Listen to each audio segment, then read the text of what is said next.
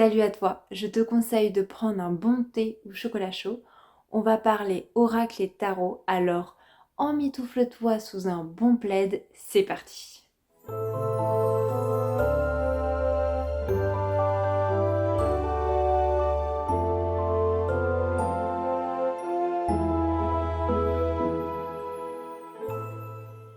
La vidéo sera en plusieurs parties. La première partie, je vais t'expliquer qu'est-ce que c'est un oracle et un tarot, quelle est la différence.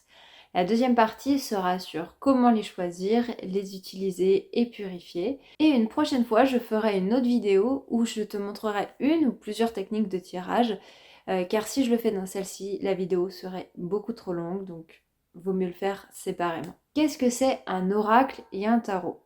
Alors aujourd'hui, c'est avant tout des jeux de cartes. Il n'y a pas que comme support les cartes, il y a d'autres types de supports. En te tirant les cartes, cela te permettra d'avoir des messages qui pourra t'aider dans ton cheminement pour t'introspecter ou avoir un autre point de vue, avoir des réponses ou des messages sur une ou plusieurs lignes de temps futur. Les cartes, surtout le tarot de Marseille, utilisent beaucoup la symbolique par les dessins pour transmettre un message.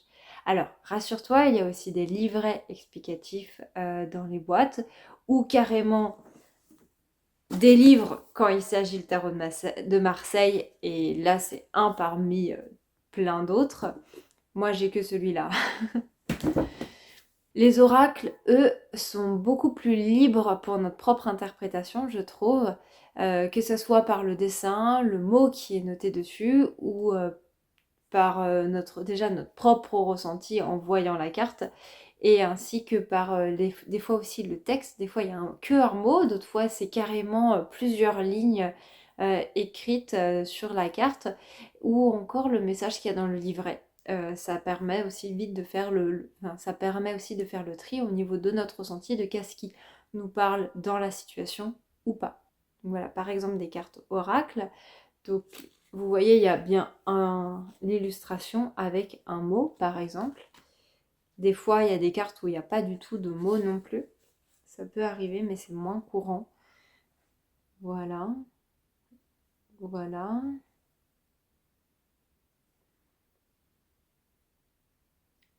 Donc je reviendrai plutôt sur ces points dans la deuxième partie de la vidéo.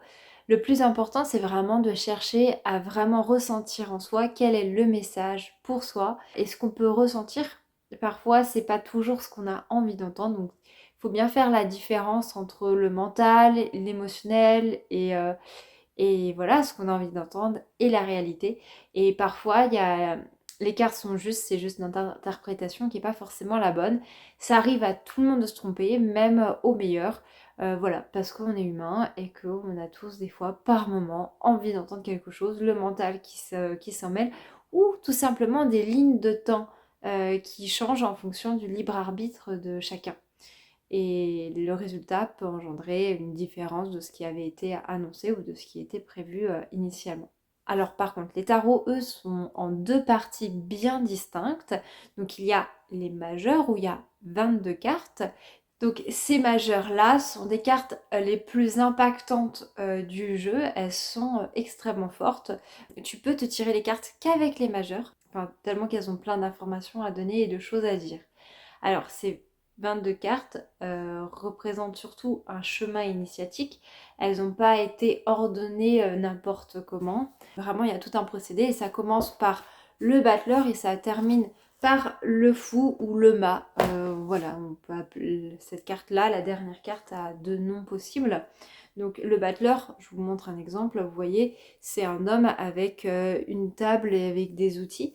C'est pour montrer qu'il est et c'est la première carte, c'est le chiffre 1. Je ne sais pas si vous voyez bien avec les reflets. Voilà. Cette carte-là montre que cet homme-là est au début, au commencement de quelque chose et qu'il a tous les outils en main, toutes les clés en main pour réaliser ses objectifs qui peuvent certes demander un certain temps, mais en tout cas, il a toutes les capacités en lui. Le mât ou le fou, il a cette plume de sagesse sur la tête. Donc je vais vous montrer la carte. Ça veut dire en fait qu'il a acquis la conscience et les connaissances nécessaires par tout le chemin initiatique avec toutes les autres cartes majeures par lesquelles il est passé, donc toutes ces étapes de cheminement, qui lui a permis d'en être là où il est aujourd'hui, d'être libre. On voit qu'il est déshabillé, donc dans la symbolique, c'est vraiment être dépouillé de tout ce qui entrave à sa liberté, et donc par exemple la peur du regard des autres. Peu importe en fait ce que les autres peuvent dire ou penser, il a compris les enseignements, il est libre maintenant de faire ses propres choix et de faire ce qu'il désire. Et cette carte-là est le chiffre 0, comme vous pouvez voir. Et les mineurs, qui sont des cartes bien moins impactantes au niveau de l'impact du message dans le jeu, sont aussi divisés en 4 parties. Il y a les coupes, les bâtons, les épées et les deniers. Chacune de ces 4 catégories ont un message général. Toutes ces catégories ressemblent à un jeu normal. Donc, par exemple, si je prends les deniers, donc ça va de 1 à 10. Donc vous voyez l'As jusqu'à 10. Et elles se ressemblent toutes plus ou moins. Donc c'est, comme vous pouvez le voir, beaucoup plus difficile à interpréter qu'une carte. Après le 10, il y a le valet, le cavalier, on est toujours dans les deniers, la reine de denier et le roi de denier. Donc tu l'auras bien compris, le tarot à l'inverse de l'oracle demande beaucoup plus de connaissances. Il y a beaucoup plus de symboles qu'on peut l'imaginer qui transmettent un message. Il faut apprendre pour les savoir et aussi pour les voir. Par exemple, si je prends cette carte-là du tarot de Marseille, eh bien on voit qu'il y a un épi de blé dans la colonne vertébrale de la carte de la lame sans nom, donc de la carte de la mort, qui a évidemment une symbolique derrière là-dessous, de comment après on peut interpréter le message dans notre tirage, etc. etc. Rien n'est fait par hasard. Moi j'estime que je suis au tout début de mon apprentissage vraiment du tarot, mais je trouve ça hyper passionnant et très intéressant. Il y a énormément de choses à apprendre et à dire. Et ça permet d'aller beaucoup plus loin dans les messages que par juste des oracles, je trouve, aujourd'hui. Par contre, voilà, si vous tombez sur des cartes mineures, par exemple, eh ben, comme je vous montrais précédemment, ça reste quand même beaucoup moins parlant qu'une carte oracle où il y a tout un univers dans la carte. Par contre, alors pourquoi est-ce que les mineurs sont là? Eh bien en fait, elles vont compléter et affiner le message de la majeure. La majeure, il y a plein d'informations, mais les cartes mineures des fois peuvent amener une certaine direction dans l'information de la carte majeure. Si vous tombez, imaginons, sur la carte du diable, ça peut vouloir dire par exemple le danger, mais ça peut aussi vouloir parler de la sexualité au sens large. Et c'est parce que en fait la sexualité c'est tout ce qui est aussi en rapport avec le feu intérieur. Donc c'est en fait hyper intéressant de se dire bah voilà, en fait la carte du diable ça veut pas forcément dire quelque chose de négatif, et en fonction des cartes mineures ça va vous aider plus facilement à comprendre le message derrière la carte majeure, et ça va vous montrer plutôt une direction, et le message sera plus clair. Donc en fait les cartes mineures sont aussi très importantes dans un tirage si vous faites avec majeur et mineur. Ça sera plus complet. Enfin, le tarot le plus connu est le tarot de Marseille, et donc là je vous l'affiche à l'écran, moi je ne l'ai pas. J'aurais bien aimé l'avoir, mais je ne l'ai pas encore acheté, un jour je me l'achèterai. Donc le tarot demande certes beaucoup de connaissances. Toutes ces connaissances amènent une certaine base et structure qui permettent d'avoir des messages encore plus clairs et qui vont beaucoup plus loin qu'en temps normal. Moi je trouve que en ayant de faibles connaissances au niveau de la tarologie, donc des cartes du tarot, eh bien j'arrive à avoir des messages plus précis, plus poussés et plus profonds. Alors, il existe quand même des livres pour apprendre à connaître les cartes. Là, c'en est un parmi plein d'autres. Deuxième partie de la vidéo. Comment choisir son oracle ou son tarot, l'utiliser et le purifier. Pour en choisir un, c'est très simple. Tu n'as qu'à suivre ce qui t'attire, ce qui t'appelle, celui qui te parle le plus instinctivement. C'est vrai que donc certains oracles sont plus complexes, mais c'est pas non plus une généralité. De plus, il existe toutes sortes d'oracles et sur plein de thèmes différents.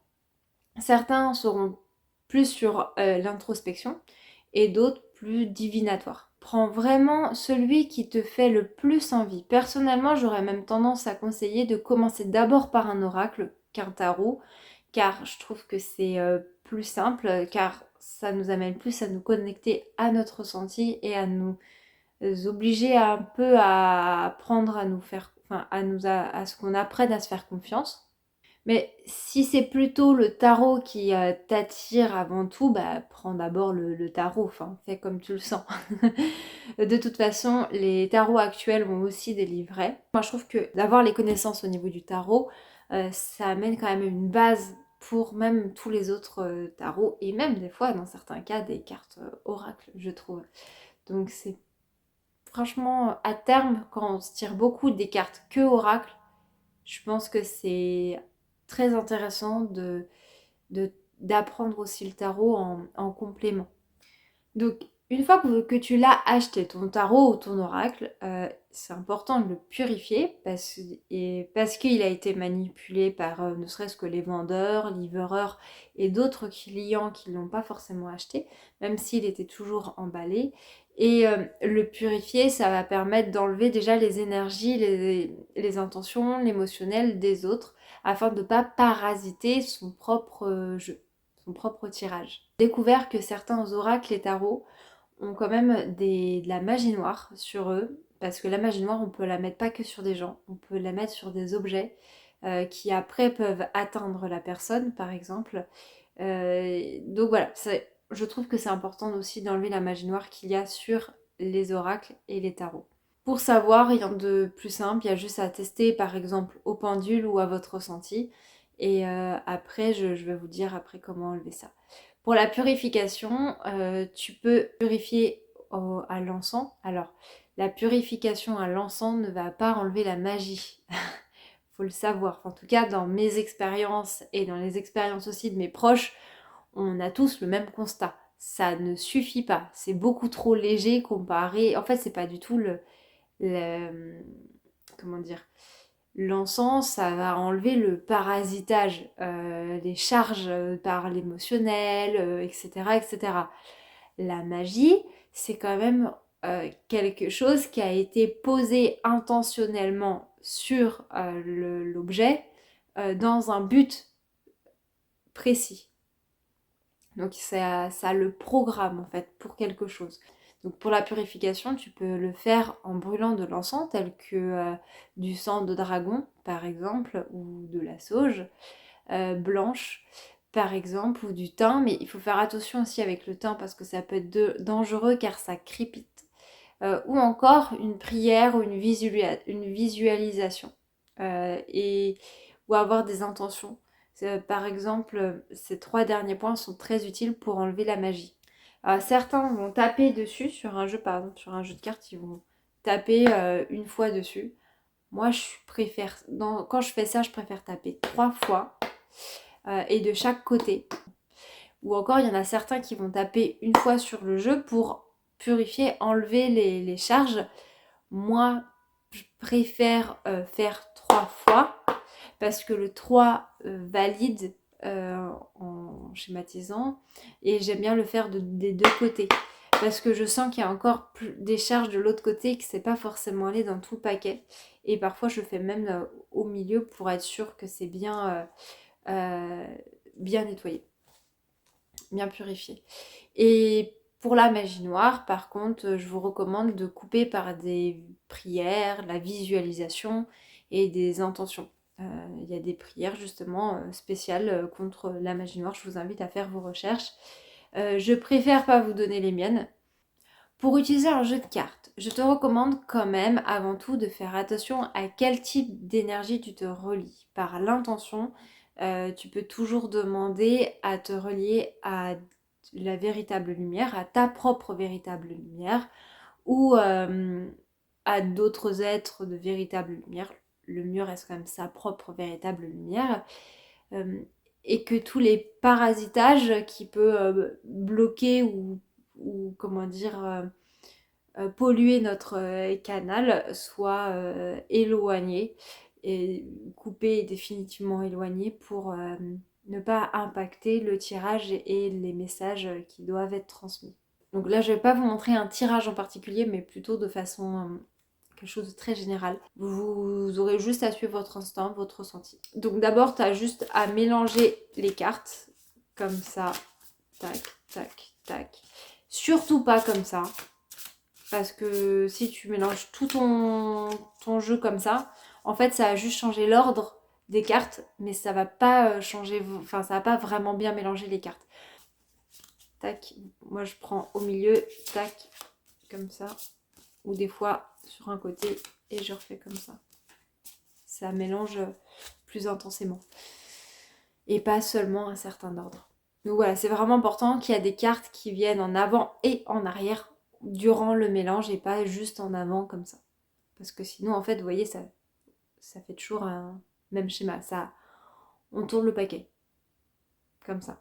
Alors que si on va en avant, en arrière, c'est pas toujours les mêmes cartes qui vont d'en avant en arrière et donc les cartes sont vraiment mélangées. Donc ensuite quand tu le sens et si tu le souhaites, ça c'est pas obligatoire, tu peux couper les cartes.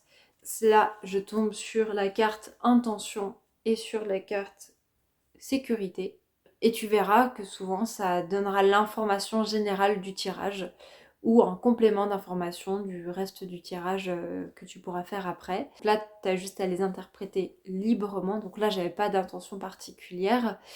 Et ensuite, tu peux aller voir si tu le désires dans le livret, mais c'est pas obligatoire ni forcément nécessaire.